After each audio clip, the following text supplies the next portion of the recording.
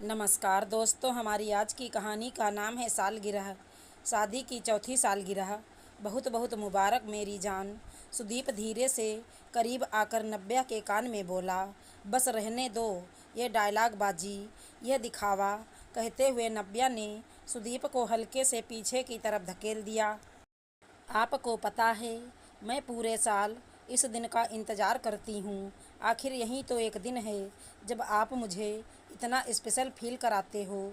और इस बार कहाँ हम किसी हिल स्टेशन पर जाकर अपनी शादी की चौथी सालगिरह सेलिब्रेट करने वाले थे। कहाँ अब आप ऑफिस से आज की छुट्टी भी नहीं ले रहे।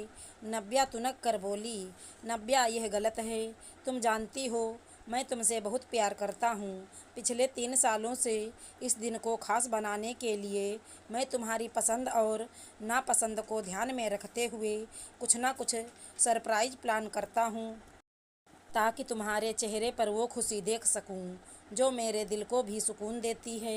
इस बार मजबूरी है, प्रोजेक्ट की डेडलाइन की वजह से प्रोजेक्ट मैनेजर ने छुट्टी देने से साफ मना कर दिया। मैं वादा करता हूँ इस वीकेंड पर हम ज़रूर जाएंगे आउट ऑफ स्टेशन। सुदीप ने नव्या को समझाने की कोशिश की। वीकेंड पर जाएंगे, एनिवर्सरी तो आज है। खाने का मज़ा तभी आता है जब भूख लगी हो। भूख मर जाने पर स्वादिष्ट खाना भी मन को नहीं लुभाता। नव्या का गुस्सा शांत होने का नाम नहीं ले रहा था। अच्छा ठीक है बाबा, शांत हो जाओ। आज ही मनाएंगे एनिवर्सरी।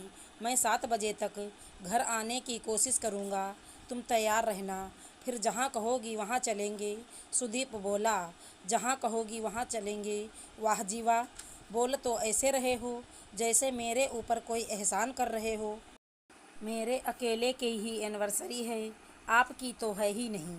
नव्या बोली। मेरी जान, एनिवर्सरी तो हम दोनों की ही है, कहकर सुदीप ने नव्या को गले से लगा लिया। न जाने सुदीप के कहने के अंदाज में ऐसा क्या था जिसको महसूस करते ही नव्या का सारा गुस्सा पलक झपकते ही छूमंतर हो गया। वह मुस्कुराकर बोली, अच्छा बाबा, समझ गई। चलो अब तैयार हो जाओ, ऑफिस नहीं जाना क्या? सुदीप ऑफिस के लिए निकलने लगा। नव्या धीरे से सुदीप से बोली, मुझे शाम का इंतज़ार रहेगा। सुदीप भी मुस्कुरा दिया। नव्या को शाम का बेसब्री से इंतज़ार था। रात 8 बजे डोरबेल बजी। नव्या ने दरवाज़ा खोला। नव्या ने सुदीप की फेवरेट ग्रीन ड्रेस पहनी थी। नव्या बेहद खूबसूरत लग रही थी। सुदीप नव्या को देखता ही रह गया। नव्या ने चुटकी बजाई। सुदीप का ध्यान टूटा। फिर बोला, सॉरी नव्या, थोड़ा लेट हो गया। वैसे आज शादी वाले दिन से भी ज़्यादा खूबसूरत लग रही हो। Thank you.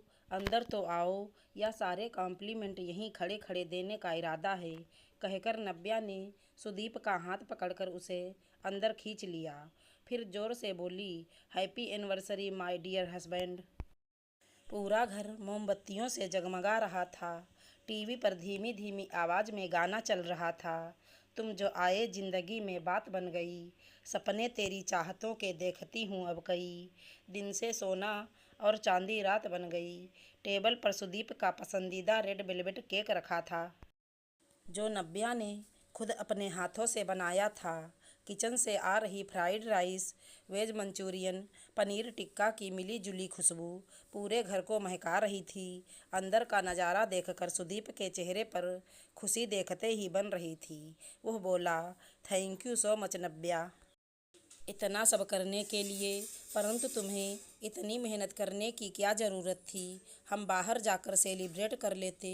सुदीप, बाहर तो हम हर साल ही जाते हैं, और मुझे अच्छी तरह पता है आप बाहर सिर्फ मेरी खुशी के लिए जाते हो, जबकि आपको जन्मदिन हो या शादी की सालगिरह, घर पर शांति से सेलिब्रेट करना पसंद है। सुदीप, आज सुबह जब तुमने गले लगाकर कहा एनिवर्सरी तो हम दोनों की ही है, न जाने क्यों आपकी आवाज़ में एक कसक सी महसूस हुई, जैसे कह रहे हो मानो एनिवर्सरी तो मेरी भी है। कभी मुझसे भी पूछ लिया करो मैं क्या चाहता हूँ, बस तभी मैंने निश्चय कर लिया। हर बार आप मुझे सरप्राइज़ देते हैं, इस बार नहीं दे पाए तो क्या हुआ? ऐसा ज़रूरी तो नहीं कि पति ही शादी की सालगिरह पर वाइफ को सरप्राइज़ दे। वाइफ भी तो पति को सरप्राइज़ दे सकती है। आखिर शादी की सालगिरह दोनों की ही होती है। सुदीप, आपका मन भी करता होगा ना कभी कभी अपनी पसंद से सेलिब्रेट करने का। यही सब सोचकर आपकी पसंद नापसंद को ध्यान में रखते हुए मैं लग गई हमारे इस खास दिन को यादगार बनाने में। पति पत्नी का रिश्ता होता ही ऐसा है कि एक ना कर पाए तो दूसरा कर दे। सुदीप अचंभित रह गया अपनी अल्हड़ सी मनमौजी नव्या का यह रूप देखकर। वह मंत्रमुग्ध सा नव्या की बातें सुने जा रहा था। सुदीप की आंखों में नव्या के लिए बेशुमार प्यार झलक रहा था, जिसे शब्दों में बयां करना उसके लिए मुश्किल था। तभी नव्या जोर से हंसी और बोली, इस बार मैंने बहुत मेहनत कर ली, लेकिन अगले साल मैं बाहर ही जाऊंगी।